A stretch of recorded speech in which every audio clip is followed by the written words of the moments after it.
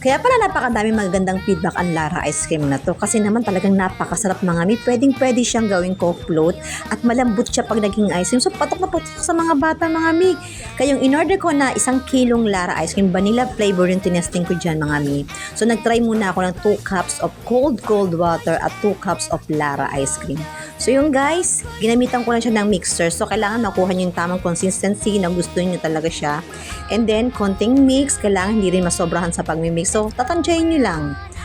Yan, minix ko lang siya dyan ng mga ilang minuto tapos titingnan lang natin yung lapot na gusto natin.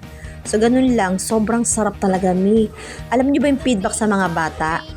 Ang sarap daw talaga ng, lalo itong vanilla ice cream na ginawa ko. Siya talaga yung una kong ginawa kasi maraming magandang feedback tong vanilla. So, ang ganda.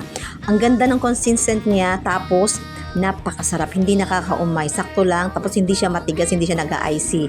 So, yun yung feedback talaga sa Lara Ice Cream. So, perfect itong pang negosyo. 10 pesos lang ang benta.